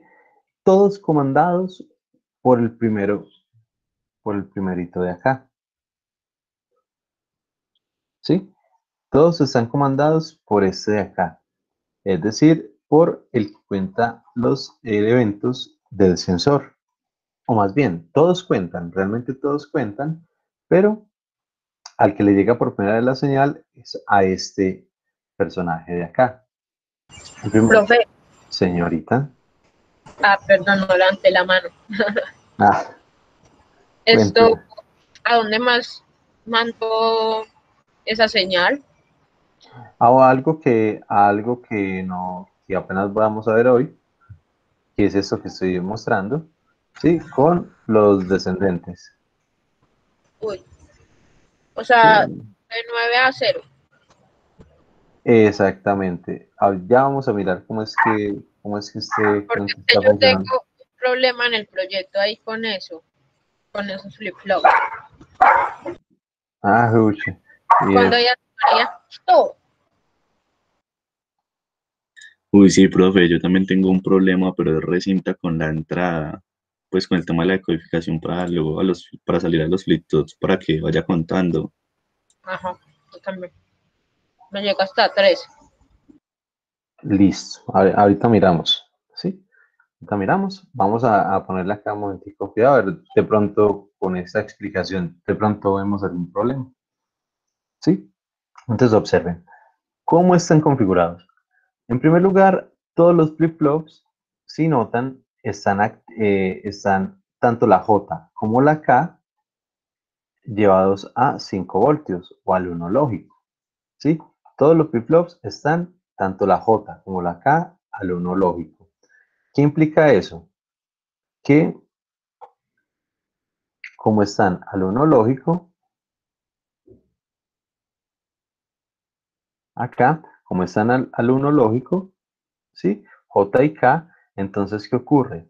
Apenas llegue un evento, ¿sí? Simplemente él va a cambiar de estado. O sea, lo tenemos. Apenas le llegue algo, entonces él simplemente cambia de estado. Si tenía un 0, pone un 1, y si tenía un 1, pone un 0. Eso es todo lo que estamos haciendo en la configuración. O sea, no estamos usando ningún otro de los estados de acá. No estamos usando ni el 00, ni el 01, nada de eso. Estamos solo usando el 11. Entonces, cuando a este flip-flop le llega acá una señal, él simplemente entonces cambia de estado acá a la salida. ¿Sí? Y ese cambio de estado del primer flip-flop, de la salida del primer flip-flop, nos va a entrar como señal de control del segundo flip-flop. ¿Sí? Y como él también está en su configuración 1.1, entonces lo único que llega, apenas note un cambio acá, simplemente va a cambiar también. Entonces es como un cambio así en serie. Primero, para que cambie el segundo, debe cambiar el primero. Entonces, apenas cambia el primero, el segundo, luego no cambia el tercero y no hasta que el segundo le avise y así. Entonces, casi que el flip-flop anterior tiene el control sobre el flip-flop siguiente. Lo segundo, aquí solo podremos contar hasta 2 a la 3, ¿sí? Él cuenta desde 0. Cuenta desde 0, entonces realmente podemos cambiar. Uno diría 2 a la 3, 8, pero como arranca desde 0, puede contar solo de 0 a 7. ¿Sí? ¿Cómo es que lo hace? Entonces, acá. Cuando le llega un evento, en primer lugar, si ustedes notan, tiene el triangulito, quiere decir que es por flanco, y como tiene la bolita, quiere decir que es por flanco descendente. Y visualizamos acá. Entonces voy a suponer que estos son los eventos, que estas son las cajitas, ¿sí? Obviamente pueden ser así de sincronizadas o puede que se demoren más o menos, ¿sí? Pero voy a suponer que las cajitas van así como sincronizaditas. Sería el mismo esquema, sino que de pronto un poquito más alargadito, pues si las cajitas entraran de forma casi aleatoria, es decir, estas dos, por ejemplo, entran así sincronizaditas, otras se demora un poquito más, simplemente se va aquí a alejar un poquito más. Pero digamos que la idea es la misma. Entonces, ¿qué ocurre? Solo se va a activar por flanco descendente. ¿Qué quiere decir esto? El sistema solo va a verificar o actualizar la salida del flip-flop en ese instante. Entonces, él arranca, por ejemplo, en 0, entonces todos están en 0, ¿sí? Por ejemplo, llegó la primera caja, ¡brum! No pasa absolutamente nada cuando él la detecta, ¿sí? ¿Por qué? Porque todo está en 0 y él solo se activa con un flanco descendente. Y como esto es un flanco ascendente, no detecta nada. ¿Qué pasa? Para nuestro proyecto, yo estoy suponiendo que tenemos la configuración de un sensorcito óptico. El sensor óptico siempre está enviando un 1, ¿sí? Y cuando el haz de luz es interrumpido, entonces envías un 0. Entonces realmente mi sistemita o nuestro sistema realmente arrancas acá, ¿sí? Acá con el nivel en alto. Apenas nosotros lo prendemos, se supone que nuestros sensores ópticos envían directamente un 1, ¿sí? Eso es todo. Entonces, alguien, ¡pum! Una caja interrumpió las de luz. Acá, interrumpió las de luz. Ah, listo, como interrumpió las de luz, ahí sí hubo un flanco descendente y empieza el flip-flop a funcionar. ¿Sí? Entonces, ¿cómo es? Simplemente cambia estado. Como yo estoy asegurando que el J y el K siempre están activos. Entonces, lo único que noto es un cambio de estado. ¿Sí? Aquí siempre va a haber cambio de estado. Entonces, ¿qué va a ocurrir? Como J y K están activos, entonces simplemente va a haber un cambio de estado en el primer flip-flop. ¿Por qué? Porque para ¿el segundo de quién depende? El segundo depende del primero y el tercero de la activación de los dos anteriores. Entonces, vean, para el segundo, si yo veo el segundo, ¿sí? Acá viene que este primer cambio es ascendente. Y como como el segundo solo ve flancos descendentes, pues no se activa. ¿Por qué? Porque apenas acabo de activar el anterior en ascendente. Entonces yo miro y nada, no cambia. Y el tercero, peor, no cambia acá. ¿Qué va a ocurrir con el segundo? Vean lo que va a ocurrir con el segundo. De pronto aquí cogen la idea un poquito mejor. Llego a la segunda caja, entonces la cajita pasó y se volvió a activar el haz de luz, ¿sí? Y estamos acá. Hasta que pasa la siguiente cajita y desactiva el haz de luz, ¿sí? Como hay un flanco descendente, entonces simplemente vamos a tener un cambio en el flip-flop 1. ¿Y qué pasa con el flip-flop 2? Como la señal de reloj depende de esta, vean, hay un cambio o un flanco descendente del flip-flop 1. Como hay un cambio descendente del flip-flop 1, muy sencillamente él va a cambiar de estado. O sea, cada vez que haya un flanco, el flip-flop siguiente cambia, pero cada vez que hay un cambio descendente. ¿Y qué pasa para el tercer flip-flop? Sí, este cambio fue positivo. Flanco ascendente, entonces el tercer flip-flop no hace absolutamente nada.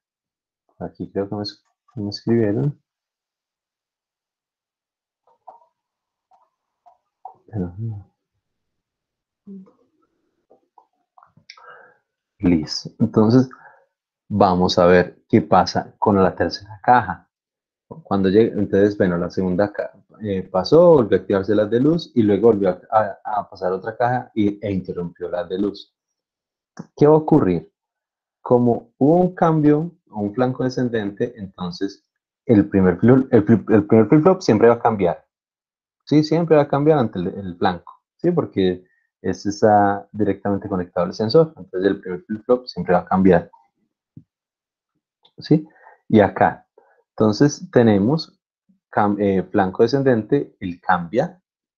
Sí, pero para el segundo flip-flop, él solo depende del primero. Entonces, cuando él mira el primero, dice, no, eso es un flanco ascendente. Ah, no, entonces todavía no me toca. Sí, este de acá mira el anterior. Y dice, no, eso fue un flanco ascendente. No, sigamos como estamos porque eso no me toca. Ah, listo. Entonces, vuelve y juega, se vuelve y activa. Entonces hay otra caja, pasa otra cajita. Aquí descendente. Y pues simplemente el primer flip-flop cambia de estado. ¿Pero qué pasó? Ah, el flip-flop 1 también generó un flanco descendente. ¿Qué indica eso? Ah, que para el flip-flop 2 por fin hubo señal de flanco descendente y también cambia. ¿Sí? Y va a ocurrir lo mismo acá. Ah, bueno, y pasa adicionalmente otra cosa. ¿Qué pasó con el flip-flop 2? Generó flanco descendente. Y el flanco descendente del flip-flop 2, ¿qué es para el flip-flop 3? La señal de control, la señal de activación. Vea, como el flip-flop 3 por fin detectó su primer flanco descendente, vea todo lo que había ocurrido, y el flip-flop 3 apenas le llegó su primer flanco descendente. ¿Sí? Como le llegó su primer flanco descendente, ¡pum!, él cambia de estado. ¿Sí? Vuelve y llega otra cajita, flanco descendente, entonces el flip-flop 1 cambia, pero esto es un positivo, un flanco positivo, entonces el flip-flop 2 no cambia y pues menos el 3. ¿Sí? Y así sucesivamente. Entonces, vea, aquí, flanco descendente, entonces activa el 1, activa el 2, pero el 3 sigue quieto. ¿El 3 cuándo se va a activar? Cuando del anterior detecte un flanco negativo. Entonces, si ustedes notan, aquí, positivo, aquí no hubo cambio de flanco, aquí hubo cambio de flanco. Ah, vea, como hubo cambio de flanco en el 2, por fin el 3 cambia. Y él sigue así. Entonces acá, por ejemplo, voy a analizar solo del 2 al 3. Entonces acá no hubo flanco negativo, este no cambia, aquí no hubo flanco negativo, este no cambia, aquí hubo flanco, pero positivo, entonces no cambia, aquí no hubo cambio flanco, entonces no cambia, y por fin, después de mucho tiempo, le llegó otro flanquito descendente. Bueno, como le llegó otro flanquito descendente, por fin el flip-flop 3 cambia. Sí, y va a seguir así sucesivamente. ¿Ese análisis lo entendieron? ¿O debo repetir algo? ¿O lo ven claro? ¿O definitivamente no lo ven? Simplemente, cada vez que haya un flanco descendente, el flip-flop 1 va a cambiar. Cuando el flip-flop Sí, 1 profe. tenga un flanco descendente, el flip-flop 2 va a cambiar.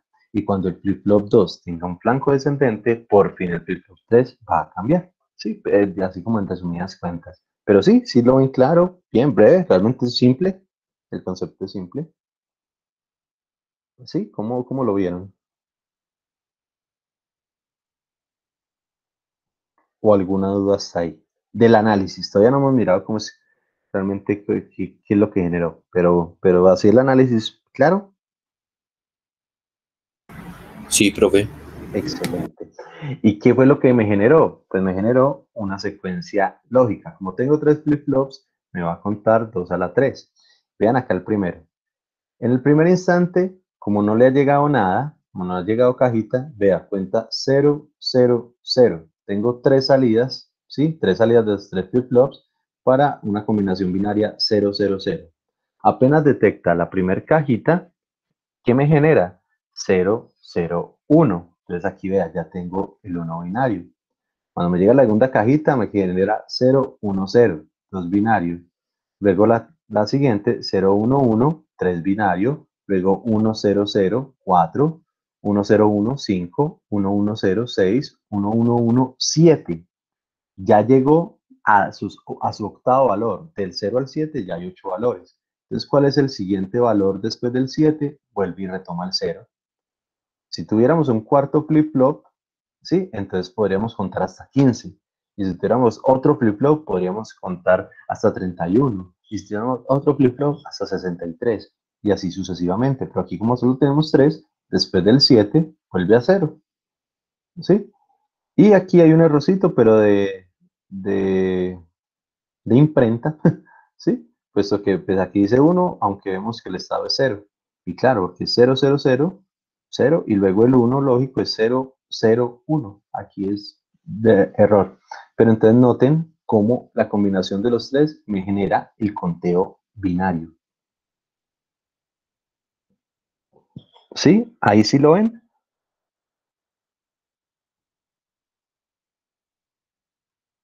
O de pronto no notan lo que estoy diciendo como cuenta.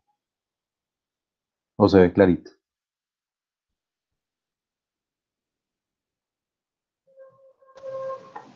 O se me cayó el internet. Lo. No, profe, aquí estamos. Sí, profe. Profe, no está en cinta. No, realmente es algo muy, es más, es chévere. A mí me parece bacano, a mí todo eso me parece muy bacano. Sí, en cuestiones de, digamos, los contadores ascendentes. ¿Qué pasa si yo lo que requiero es un contador descendente? Si ustedes notan, yo de dónde tomo estos bits.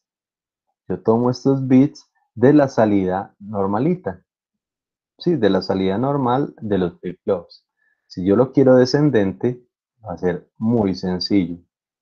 Si yo lo quiero descendente, simplemente lo tomo de la salida negada de cada uno de los flip-flops. Y realmente acá, esta no corresponde a esa tablita. Sí, la podríamos hacer, pero por cuestiones de tiempo, simplemente voy a decir que entonces, ¿dónde arranca? Pues si la salida vale 0, 0, 0, la salida normal, pues el complemento va a ser 1, 1, 1. Es decir, que en este caso arrancarías en 7. ¿Sí? Y cuando esta valga 0, 0, 0, 1, ¿sí? Cuando la salida valga 0, 0, 1, es decir, 1 en el ascendente, pues en el otro valdrá 1, 1, 0, es decir, 6. Y así sucesivamente está simplemente invertido. Entonces, en el proyecto, dime. Y el R solo es reset. Sí, el R solo es reset, correcto. Cuando él llega bueno, en el momento que nosotros le mandemos un 0 al reset, él vuelve a 0 sin importar dónde esté. ¿Sí? Entonces, pues yo acá, por ejemplo, no lo estoy activando, simplemente estoy dejando que él llegue al máximo y él mismo se resetea porque no, pues después de 7, no, él no tiene nada más que volverse al 0. Pero, por ejemplo, si fuera en 4 y yo activo este bit, pues lo activa en 0 porque está activado en 0, en negativo, ¿sí? Entonces él volvería a 0. Desde que yo active ese tal reset, simplemente es volver todo a 0, ¿sí? Y entonces, yo simplemente copié, entonces voy a tomar, son las salidas no de acá, sino de los complementos, de las negadas. Negada acá y negada acá. ¿Y qué va a ocurrir? Lo voy a dar play a la simulación. Y entonces tenemos, vean, mientras uno está en 0, el otro está en 7. ¿Sí? Cuando yo activo la cajita, entonces uno es ascendente y el otro es descendente. Ese es el misterio del conteo con flip-flops. Ya, eso fue todo. ¿Sí? Eso fue todo el misterio. Ahora, yo estoy activando, entonces ahí ya, entonces tenemos codificador, decodificador, flip-flops y temporización más etapa de potencia. Aunque el proyecto parezca muy, muy bobito, de pronto usted en algún momento dice, ay, qué proyecto tan simple. Realmente tiene todos nuestros concepticos o todo lo que vimos por lo menos este semestre. ¿Sí? Tengo por acá algo así pequeñito y es este de acá. Tengo, por ejemplo, uno de 4 flip-flops. Es decir, que este podría contar 2 a la 4, 16, ¿sí? Lo que implicaría, podemos contar de 0 a 15. Excepto que esta vez mi señal de control no es simplemente un pulsador o un sensor, sino una señal realmente de control. ¿Sí? Entonces yo, por ejemplo, puedo ponerle 2 Hz. ¿Sí? Y por el momento no le pongo cuidado a lo que está aquí a la derecha. Simplemente voy a hacer el conteo. Entonces ahí 0, 1, 2, 3, 4, 5, 6, 7, 8, 9 y vuelve, y cuando llega a 9 vuelve a 0. ¿Sí? Aunque no debería hacer eso, ¿cierto? ¿Por qué? Porque simplemente él debería contar hasta 15. Sino que yo le tengo acá un comparadorcito. ¿Qué le digo? Vean, no me lo deje llegar hasta 15. Simplemente cuando llegue hasta, este es 8 más 1 hasta 9, ¿sí? Simplemente resetelo. O sea, la señal, cuando este sea en 9, simplemente le envío el reset aquí abajo. O sea, cuando la salida se active, reseteo lo de abajo, ¿sí? Pues entonces yo lo puedo poner a resetear, por ejemplo, no en ese valor, sino este sería 14, ahí está contando, no hasta 9, sino hasta otro valor. 4, 5, 6, 7, 8, 9, y ya el resto es basura, porque no, 10, supuestamente 11, 12, ¿sí?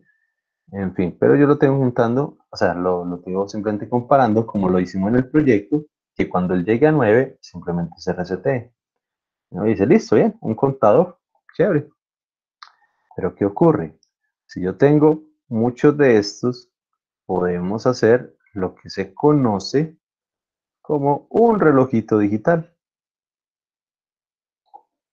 Sí, entonces vea, simplemente copio y pego mismo código, excepto que este, por ejemplo, va a ser mi segundero. Sí, bueno, no, realmente segundero no, mis décimas de segundo. ¿Sí? Mis décimas de segundo. Mientras que este de acá sí va a ser mi segundero. Entonces, ¿qué es lo único? Que mi señal de control, ¿quién me la va a controlar? Pues cuando el de abajo cambie, ¿sí? O llegue a 9, simplemente el de arriba también incrementará el 1. ¿Y qué ocurre? Como es ya mi segundero, estos de abajo es décimas de segundo y estos ya son segundos. Entonces, ¿hasta cuánto debe contar? Hasta 6. ¿Por qué? Porque pues, los segundos van hasta 60. Entonces, ¿qué va a ocurrir acá? Simplemente le digo, vea, no, usted solo va a hacer hasta 6. Entonces, 2, 3, 4, 5, 6. Bueno, son décimas, está muy lento para poderlo visualizar. Allá va un segundo, con 2 décimas, con 3 décimas, con 4 décimas, con 5 décimas, 6, 7, 8 décimas, 9 décimas, ya va 2. Y sí, y entonces hasta ahí, pues no hay ningún misterio. Ya tenemos simplemente un relojito, un temporizador de segundos. ¿Sí? ¿Y qué pasa? Yo le quiero meter minutos. Muy sencillo. Me vengo para acá y le digo copy, copy, paste. ¿Y qué pasa? La nueva señal de control va a ser la del anterior. Y también le dejo hasta 6, porque cuando llegue a 60 segundos me va a contar el primer minuto. Y como ya estamos hablando de minutos, entonces ahora sí le va a incrementar la frecuencia a la señal para que las décimas de segundo realmente sean décimas. 2, 3, 4, 5, 6. ¿Sí? Aquí, 60 segundos, 30 segundos, 40 segundos, 40, 42. Bueno, aquí ya, bueno, los segundos ahora ahí me quedan fueron aleteados. ¿Sí? Cuando llega a 60 segundos, cambia este de un minuto a otro. Aquí ya me quedó fue muy alto y ya no puedo ni siquiera contar el... Acá. 20, 30 segundos, 30, 41, 42, 43, sino que pues, para que no nos demoremos una eternidad, pues aquí estamos contando. 37 segundos, 38, cuando llega a 59, cuando llega a 60, mejor, más explícitamente, simplemente estos dos vuelven a 0 y el minutero va a cambiar. ¿Y qué pasa si yo ya no solo quiero minutos, sino que quiero horas? Entonces, estos son las décimas de minuto. Necesitaríamos entonces las unidades de minuto. ¿Y qué sería lo único que hacemos? Clic derecho, paste. ¿Y quién va a comandar los minutos como tal? O las unidades, como lo quieran llamar. Muy sencillo, entonces vean. 1, 2, bueno, cuando, claro que sí, cuando este llegue a 9, ese apenas va a cambiar. Ahí ya va, 1 minuto 40 segundos, 1 minuto, 2 minutos con tantos segundos. Cuando este llegue a los, bueno, este tocaría también a los 9. Pero yo le cambio acá, que también de llegar a los 9. No, a los 9 no, minutos. No, sí, sí, sí. Entonces aquí tenemos 6 minutos con 30 y tantos segundos, 7 minutos con tantos segundos, 8 minutos con tanto, 9 y ya 10 minutos con estos segundos. Y si necesitamos horas, simplemente este me va a comandar el siguiente, ¿sí? Cuando llegue a los 60 minutos, me va a contar ya una hora y todo va a volver a cero. Y así sucesivamente, ¿sí? Simplemente flip-flops, haciendo lo mismo que estamos haciendo en el proyecto, excepto que, en primer lugar, ya no es con una señal de un sensor o de un pulsador, sino que es una señal de reloj, con un cristal que tienen todos nuestros relojes digitales, ¿sí? Y simplemente digamos, el resultado de uno va a comandar el siguiente, y ese va a comandar el siguiente, en su concepto más básico de flip-flops. Sí, por ejemplo, aquí ya llevamos 18 minutos. Cuando él llegue pues a los 60 minutos debería ya contar una hora, entonces deberíamos colocar acá otro relojito. Y así sucesivamente. Sí, una aplicación pues ahí medio básica. ¿Más o menos entendido? Otra aplicacióncita pues así, cualquiera. ¿Bien? Yo les Sí, voy a profe. subir un último archivito. Un último archivito. Que es este de acá. Son los tipos de contadores. Obviamente, esto que tengo acá a punta de flip-flops, pues ya está en una pastilla. Y pues uno ya no monta flip-flop por flip-flop, ¿sí? Sino que tenemos múltiples contadores en el mercado. Entonces yo les voy a subir este archivito, ¿sí? Donde está pues, con reset, con clear, con un preset que uno puede decir desde dónde va a arrancar, contadores hexadecimales, contadores binarios, contadores combinados o en cascada, o sea, hay de todo un poquito, ¿sí? Entonces aquí les quedan las referencias para todo lo que requieren, ¿sí? El 74192, 74190 en sus dos configuraciones, 191, 193, en fin, hexadecimales, por ejemplo, acá estamos viendo cómo cuenta hexadecimal y todo el cuento. Sí, ese archivito yo también les voy a subir las dos cositas de ahí que me les voy a mostrar hoy. Muchachos, y con esto hemos llegado al final de nuestros encuentros virtuales de este semestre. ¿Qué nos quedan? Quedan dos cosas. La primera es agradecerles mucho, muchachos. Tengo solo cosas buenas que hablar de ustedes. Qué buen grupo. Realmente por eso creo que van ya a mitad de carrera.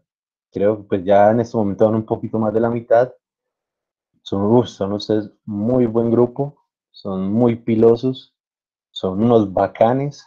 Me han hecho reír. Muchas gracias por haberme puesto cuidado, por intentar hacer tantas cositas de pronto tan largas que colocaba, pero lo hicimos con ese juicio, con todo. Para mí realmente fue un honor, no solo tenerlo en clase, sino haberlos por fin conocido. Sí, pues primer semestre estamos juntos. Les pido disculpas porque pues, realmente era la primera vez que dictaba este curso después de, o sea, yo no había electrónica digital desde hace 15 años. Me tocó sentarme a estudiar un poquito, a recordar. Sí, entonces me disculpan de pronto tantos vacíos que pronto tengo y en el tema, pero lo poquito que hice y que les traté de transmitir, realmente fue con mucho gusto, con mucho cariño. Yo lo disfruté, realmente a mí como me gusta tanto pues, estudiar y aprender, no fue ningún esfuerzo, pero sí fue muy agradable, pero sí les pido muchas disculpas de pronto a veces que me enredaba, que no me salían las cositas, sí, pues hace mucho yo no lo dictaba y no es fácil pues preparar esta clase cuando no tienen otras 6 materias, entonces les pido disculpa. Realmente fue muy rico haber compartido este espacio con ustedes. Yo sí espero que el otro semestre nos veamos solo en el salón, allá virtual, que nos podamos reír, que podamos tocar los aparatos allá del laboratorio, que podamos compartir un poco más allá de la pantalla. Muchachos, cualquier comentario, algo que me quieran decir para mejorar el curso, para mejorar mi forma de enseñar, totalmente bienvenido. Soy todo oídos. Si alguien tiene algún comentario, bueno o malo. No, profe, a usted muchas gracias por la paciencia y toda la cuestión. Bueno, como que intentó hablar, pero no le salió la voz. Listo. Profe, sí le ¿Cómo que escuché, no? sí le escuché, que Sí, cinta. mira, No, Juan decía yo Cabotero que también muchas intentó gracias. hablar y no lo escucho. ¿Usted no Oiga, me escucha fue bien? a mí Profe, no se escucha. No nos escucha. Profe, Profe. nosotros le escuchamos todo. Segundito a ver si ve cuestión. Audífonos, aló. Profe. Uy, Profe, ahí ya. que nosotros sí le escuchamos todo. Bueno, menos mal. Y yo le estaba diciendo que muchas gracias a usted por toda la paciencia que nos tuvo y por acogernos como grupo. Igualmente, pues, Por ahí nos estaremos viendo otra vez, si Dios quiere. Al Pero menos si ahí. nos vamos en PLC para hacer cosas cintas, pero que sea presencial, porque esto virtual Sí, sí, muy agotador y no es Y es muy muy funcional. complicado. Ugh. Virtual es muy tedioso. Sí, totalmente. Bueno, profe, yo voy a entrar a otra clase. Que tengan un excelente día. Y pues muchas Listo, gracias. Profe, bro. sí, tenemos clase. Profe, yo le estaré escribiendo, molestándolo para preguntarle algo, porque me tocó hacer pues la decodificación del teclado matricial con Arduino, porque con el integrado no me funcionó. No, mucho, eso ya es otro cuento. Muchachos, una última cosa, pues ya les voy a escribir porque ya vi que se me desconectaron alguna gente. Nos vemos el lunes en laboratorio. Vale, profe, hasta luego. ¿Sí? Lunes en laboratorio para todas las pruebas finales. Sí, pero yo no iría. No. Y eso. Dale, estamos, ¿Cómo, Charlie? que estamos Listo, de una. Listo, ¿no, hasta luego. muchachos? Feliz fin de semana a todos, se me cuidan. Bueno, listo, profe, hasta luego. Bien, se cuidan. Luego.